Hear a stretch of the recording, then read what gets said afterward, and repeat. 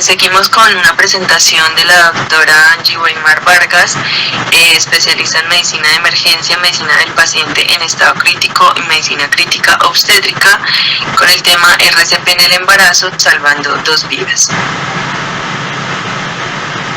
Hola, gracias por la invitación. Hoy vamos a hablar de RCP en pacientes embarazadas. Bueno, no tengo ningún conflicto de interés para dar esta clase. Algo muy importante es que quiero comenzar con los objetivos de la clase. Vamos a hablar primero acerca de mortalidad materna, cuál es la tasa de supervivencia en pacientes embarazadas con RCP. Vamos a hablar de todos los cambios fisiológicos en el embarazo que afectan en el RCP. Vamos a hablar de las etiologías de paro en pacientes embarazadas. Vamos a abordar el PLS y el ACLS en paciente embarazada, hablar de la cesárea perimortem o cesárea de emergencia y las conclusiones que quiero que se lleven a casa. Para comenzar la clase quiero decir que no existe comportamiento clínico más traicionero que el de una mujer embarazada. ¿Por qué digo eso? Porque las mujeres embarazadas normalmente son pacientes en edad fértil sin ninguna comorbilidad. Estas pacientes quedan embarazadas previamente sanas, la gran mayoría. Entonces los datos clínicos de alarma que nosotros debemos de tener presentes en esta paciente muchas veces no se me presentan de manera alarmante, no se presentan, no son tan significativos como en otros pacientes, por lo cual muchas veces nosotros dejamos pasar en alto estos datos de alarma y hasta que la paciente ya está grave es cuando nosotros comenzamos a identificar que esta paciente se puede morir. Entonces, importante saber las escalas pronósticas, los cambios que hay a nivel fisiológicos y anatómicos en la paciente embarazada para nosotros poder clasificar bien y estar alerta ante alguna gravedad de esta paciente. Pues el embarazo se supone y todos nosotros creemos y queremos que un embarazo de una paciente joven previamente sana se vaya dando de manera adecuada, que finalice tanto con un éxito para la mamá como para el feto. Pero pues muchas veces no es así y entonces yo les pregunté qué hacen cuando una paciente embarazada cae en paro, cuáles son las actitudes que ustedes tienen. Pues aquí en lo particular en Nicaragua, siempre que hay una muerte materna es un lío, o sea, hay revisión del expediente clínico, evaluación de las personas que atendieron a la paciente y realmente hay veces no es tanto que se busca cómo mejorar, sino que encontrar culpables y después tenemos miedo, el personal médico, de atender a una paciente embarazada por todo el estrés que conlleve posterior si esta paciente se muere o no. Peor si ustedes ya están delante de una paciente que esté en paro, que muy probablemente va a morir. Entonces, ¿cuál es la actitud que ustedes ponen? Que ustedes toman, bueno, esconden, yo no quiero ver a esta paciente, mejor no me meto en esto. Otros pues se corren, pero no corren hacia atender a la paciente, sino al lado contrario para no estar involucrados, o otros que buscan una ayuda divina para que todos los que hagan sea adecuado y no meter la pata durante esta paciente. Pues yo quisiera que después de esta plática ustedes ya tengan mucho más confianza para tratar a este tipo de pacientes y puedan saber de que si nosotros hacemos una evaluación adecuada de una paciente, hacemos un manejo adecuado, hacemos un adecuado RCP y trabajamos en equipo, vamos a tener resultados maternos como fetales favorables. Ya todos nosotros sabemos que es una muerte materna y la que sucede durante el embarazo 42 días posteriormente al parto. El paro cardíaco en el embarazada representa un escenario único donde se incluyen 2 pacientes al mismo tiempo. Estamos tratando a 2 pacientes al mismo tiempo. Son 2 pacientes que están en paro y son 2 reanimaciones las que estamos dando. Hay cambios anatómicos y fisiológicos que implican la modificación del algoritmo del RCP. Y recuerden siempre que esto es lo más importante que se tienen que llevar en la plática, es que la mejor esperanza de supervivencia fetal es la supervivencia materna. O sea, todo lo que hagan por la mamá lo están haciendo bien por el feto. tasa de supervivencia permanece más alta que en el resto de las otras pacientes, en un 58.9%. ¿A qué se debe esto? Porque mucho del personal médico no está capacitado para tratar paciente obstétrica, no están familiarizados con paciente obstétrica y son muchas veces los que reciben a la paciente sin estar capacitados, sin darse cuenta de todos los cambios que hay en esta paciente y qué es lo que se tiene que hacer. Entonces, ¿cuáles son esos cambios fisiológicos que nosotros debemos de tener en cuenta?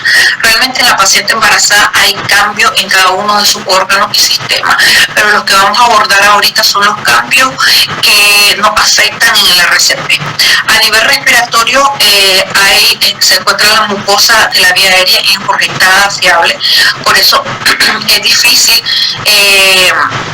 cuando hacemos un manejo avanzado de la vía aérea, la intubación de esta paciente, tenemos que tener cuidado porque esta paciente puede sangrar y puede sangrar muy fácilmente. La apertura epiglótica se encuentra más estrecha, por lo cual siempre debemos de tomar en cuenta de ponerle un tubo menor al que nosotros consideramos que esa paciente necesita cuando es una embarazada. El diafragma se encuentra elevado, la pared torácica se encuentra ensanchada y las costillas aplanadas. Las mamas se encuentran hipertróficas, la ventilación minuto elevada, hay un aumento del consumo de oxígeno, ya de que no solo está las necesidades básicas para ella, sino que también para el feto.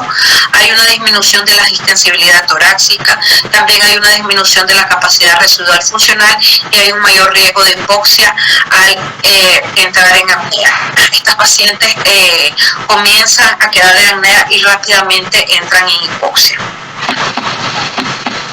¿Cuáles son los cambios hemodinámicos que afectan a la paciente embarazada y que por lo cual debemos de cambiar algunas cosas en el RCP?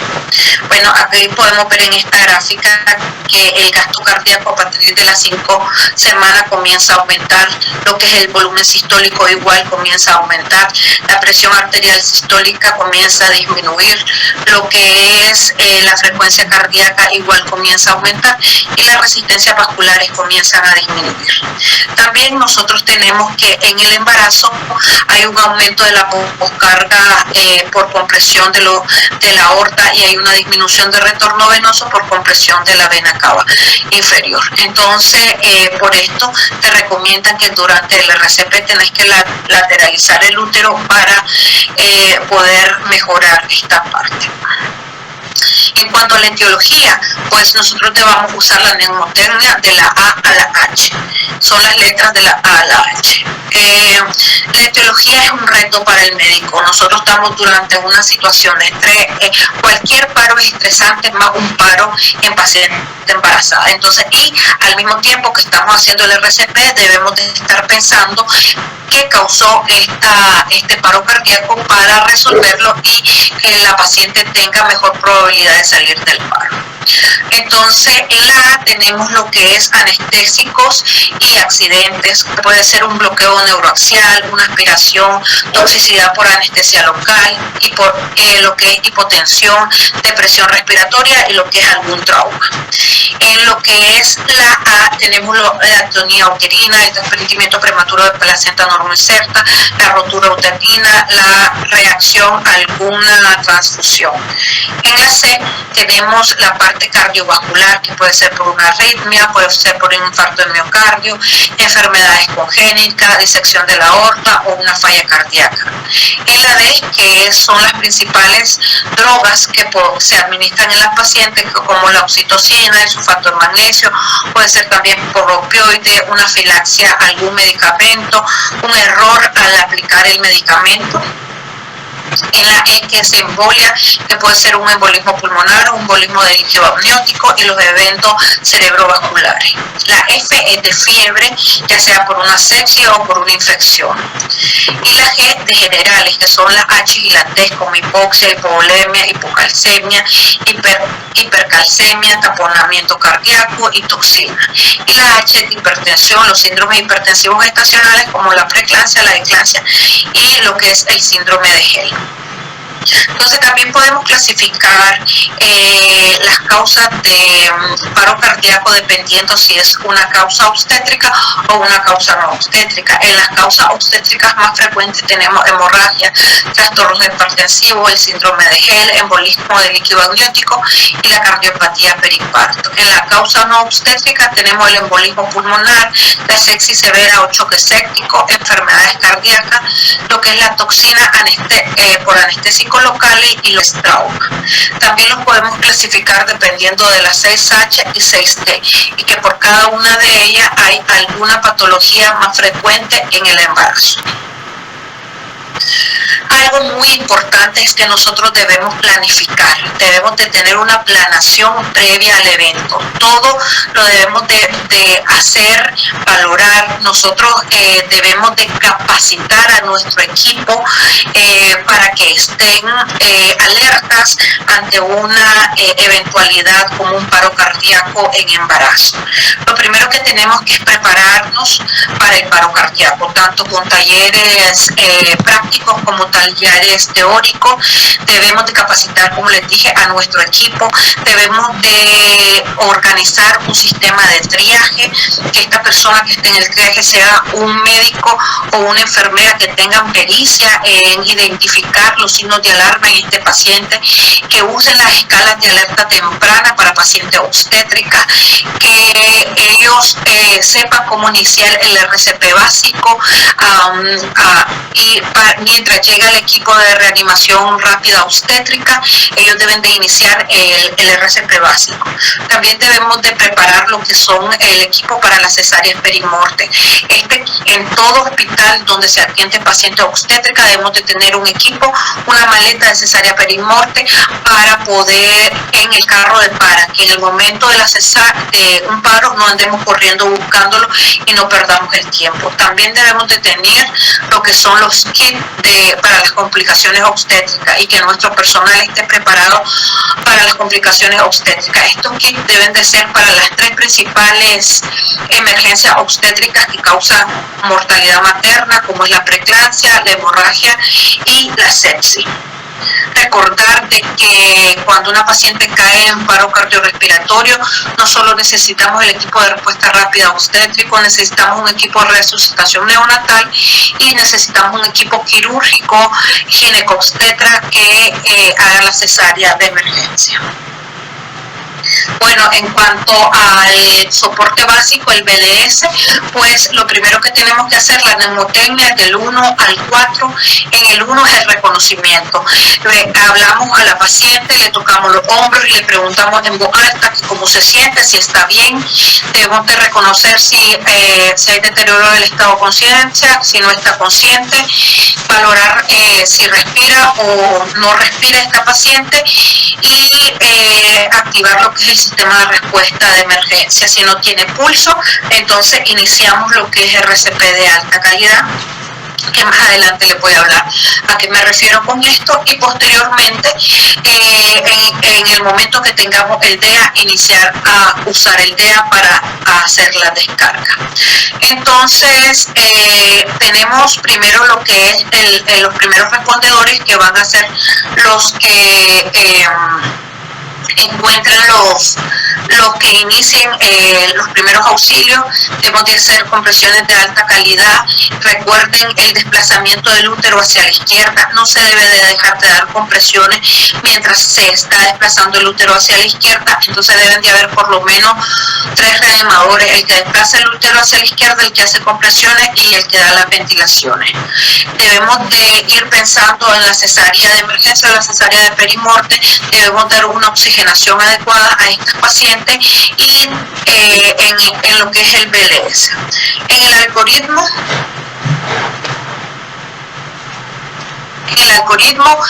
entonces nosotros reconocemos si este paciente no está consciente, si no está respirando normalmente o no respira, y el útero está de la cicatriz umbilical para arriba. Entonces debemos de activar el equipo de respuesta rápida obstétrico.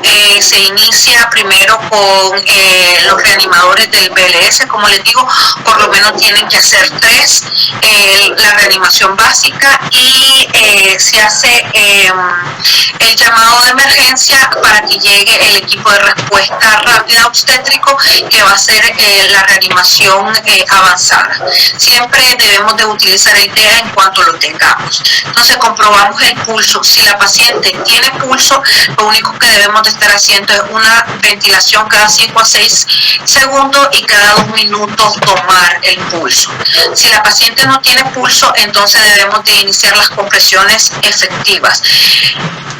La utilización del DEA para valorar si es un ritmo desfibrilable, se aplica una descarga y posteriormente se continúa las compresiones. Posteriormente, si no es desfibrilable, entonces se sigue con el RCP y cada 2 minutos se prueba el pulso. Debemos valorar si es por hemorragia, que este paciente esté en paro, y debemos de hacer una reanimación hídrica con soluciones balanceadas. Debemos posteriormente de manejar la vía aérea, darles las ventilaciones adecuadas y recuerden de desplazar el útero hacia la izquierda.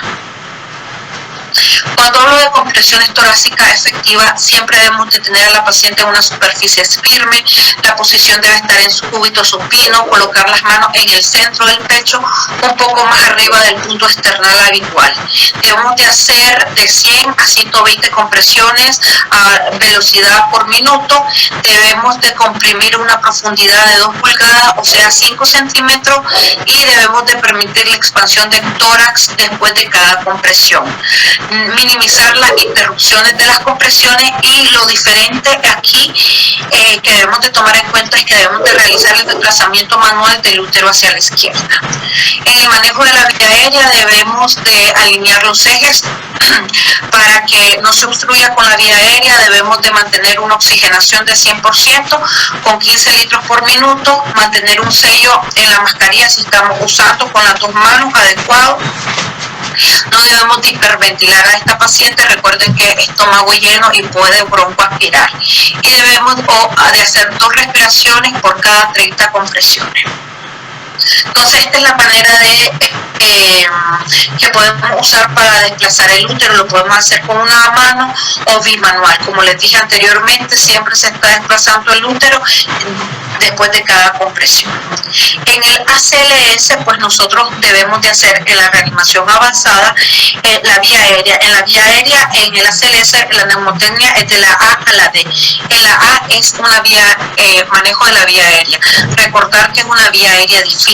Siempre debe de ser un experto de la vía aérea quien entube a esta paciente. Debemos de tener un equipo de vía aérea difícil. Recordar de que debemos de usar un número de tubo, un calibre menor que al que normalmente le pusiéramos a esta paciente.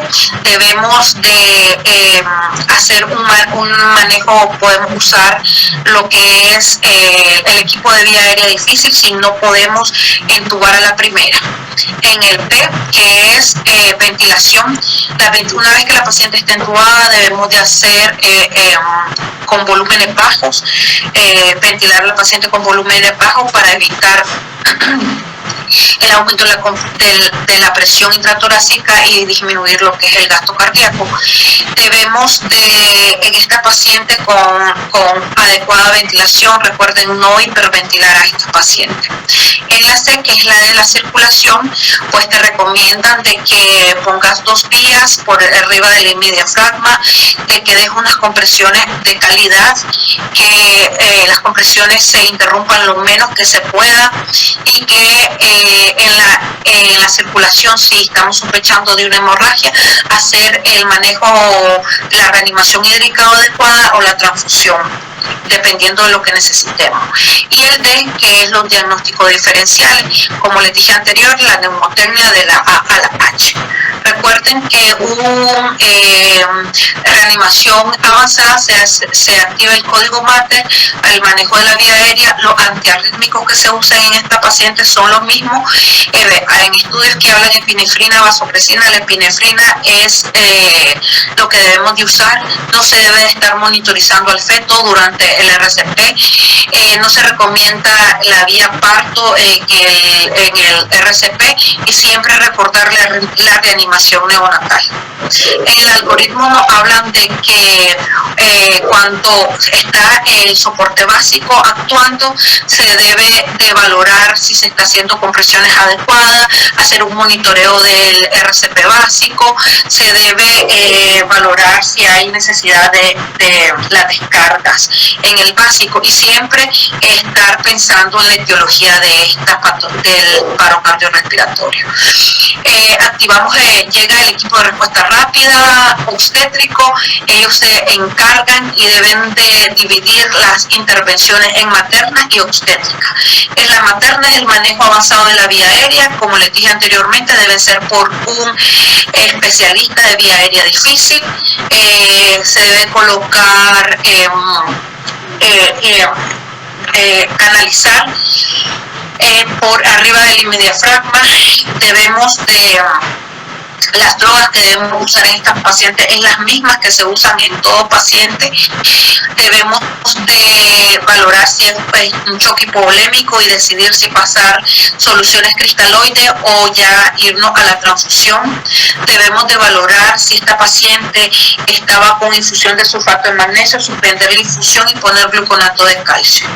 En las intervenciones obstétricas, si la paciente tiene un útero en la cicatriz umbilical o por encima de la cicatriz umbilical, debemos recordar de que hay que desplazar el útero hacia la izquierda, no hay que monitorizar al feto y debemos de estar pensando en la cesárea perimortem. La cesárea perimortem o cesárea de emergencia se hace a los 4 minutos posteriormente de iniciado el RCP cuando no vuelve la circulación espontánea. Y debemos de tener un equipo de neonato. Recordar que si son gemelos debemos de tener por lo menos 2 equipos de neonato. Cada equipo tiene que recibir a un bebé. Entonces, en cuanto a la cesárea perimortem, pues es el nacimiento del feto después del paro cardíaco, más comúnmente durante la reanimación y mayormente durante el parto por cesárea. ¿Qué es importante? Los beneficios que la cesárea de rescate o la cesárea de emergencia nos da. Entonces, número 1, desaparece lo que es la compresión aortocava, por lo tanto hay un incremento de retorno venoso, o incrementa la efectividad de las compresiones torácicas externas y hay un incremento del 25 al 30% de la poscarga después de la cirugía. Algo muy importante es que cuando la viabilidad fetal, cuando el feto está viable, los desenlaces neonatales mejores se han visto cuando la cesárea se realiza a los 4 minutos posteriormente al paro cardiorrespiratorio. Muy importante, la cesárea de emergencia se debe de hacer en cualquier lugar donde se presente el paro, si es en la emergencia, si es en quirófano, si es en aro, en donde se presente el paro, ahí se debe de hacer la cesárea perimortem.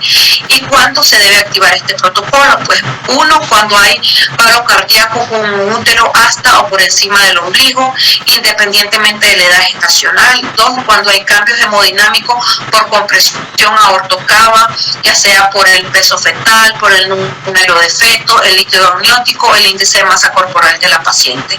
Y también cuando las causas no son reversibles o no hay un paro presenciado. Esto lo que busca es volver a la circulación espontánea posteriormente a la cesárea. ¿Cómo es la técnica? Número 1, no debemos de hacer asepsia en estas pacientes. Realmente te dicen que lo único que necesitas es el bisturí.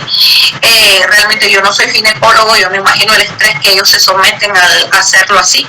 La primera vez que yo estuve en una cesárea perimortem, que es la única vez que he estado, sí fue, yo pensaba que la paciente iba a sangrar un montón y pues cuando la abrieron no sacó nada, estaba completamente colapsado pues el sistema circulatorio y sí es un estrés para todos los miembros del equipo. Se debe, como le dije, hacerse en el lugar del paro, no se cesan las compresiones en el RCP ni tampoco el desplazamiento del útero hacia la izquierda. Te hablan de que si lo mejor es vertical o fan, hay unos estudios que te dicen que debe de ser como el ginecólogo sea más diestro y otros que te hablan que mejor te vayas en línea media. Posteriormente a la extracción de la placenta se debe suturar. Si vuelve a la circulación espontánea se debe dar antibiótico profiláctico. Entonces en el algoritmo te dicen si está en un colapso materno se da la reanimación cardiopulmonar durante 4 minutos. Es importante recordar de que debemos de tener 3 equipos: el equipo de reanimación obstétrica, el equipo de cirugía de emergencia y el equipo de reanimación neonatal. Siempre debemos que recordar que esta paciente no se debe transportar, se debe de realizar en el lugar donde se presentó el paro y que se debe de hacer la lateralización del útero. Si la paciente vuelve a la circulación espontánea, entonces posterior al RCP se debe estabilizar y se traslada a UCI. Si no vuelve a la circulación espontánea y es mayor de 24 semanas o el útero está por la cicatriz umbilical o arriba, entonces se hace la cesárea perimortem. En la cesárea perimortem, si vuelve a la circulación espontánea, entonces se hace una hemostasia, se sutura por capa, se administra útero tónico y antibiótico profiláctico. Si no, solo se cierra de manera estética. Recordar de que no debemos pedir consentimiento informado, hacer las técnicas de esterilización y que no debemos de colocar catéter urinario. Siempre debemos de tener la reanimación neonatal presente. Como les dije anteriormente, debemos de tener una buena comunicación con el equipo de reanimación neonatal, se debe de llamar a tiempo, se le debe de decir todas las características de la paciente, por qué se complicó, cuántas semanas tiene, cuánto tiempo, si no llega en el momento en que iniciamos el paro, cuánto tiempo es el paro, por qué fue el paro, darle la suficiente información al equipo de reanimación neonatal para que puedan hacer su trabajo al momento de reanimar al feto. Recuerden de que si son 2 fetos se deben de tener 2 equipos de reanimación neonatal. Ya para las conclusiones, número 1, quiero que siempre tomen en cuenta los cambios fisiológicos del embarazo. Recuerden de que es una vía aérea difícil, no pongan al menos experto ahí, tiene que estar la persona más experta. Siempre tener un equipo avanzado de la vía aérea, tienen que estar pensando qué puede pasar si no podemos, qué debemos de hacer. 2, si el útero está sobre la cicatriz umbilical o más alto, hacer desplazamiento del útero hacia la izquierda. Siempre durante el RCP se hace el desplazamiento del útero hacia la izquierda. Durante la cesárea también se hace el desplazamiento del útero hacia la izquierda. Esto es fundamental en el RCP. 3, debemos que los pacientes recordar que es una vía aérea difícil, como les dije anteriormente, debe ser por el experto y siempre debemos de tener plan A, plan B, plan C para este tipo de pacientes. Y 4, la cesárea en emergencia se realiza 4 minutos de inicio del RCP. Si la embarazada no ha recuperado la circulación espontánea. Ustedes miran el tiempo que comienza el RCP, si pueden poner cronómetro, a los 4 minutos no volvió a la circulación espontánea, se hace la cesárea de emergencia. Y por último, la mejor supervivencia fetal es la supervivencia materna. Por favor, recuerden y ténganlo presente, todo lo que hagan bien por la mamá lo están haciendo bien por el bebé. Muchas veces nos distraemos pensando que como está el bebé, que si le hacemos un monitoreo, no, todo lo que ustedes estén haciendo y todos los esfuerzos que ustedes estén haciendo por la mamá va a ser buenos resultados por el bebé. Muchísimas gracias. Me encuentran en todas las redes sociales como Cardiología Terapia Intensiva. Tenemos un canal de educación médica continua. Les dejo mi correo electrónico y también mi número de celular por si tienen alguna pregunta o alguna duda. Muchísimas gracias.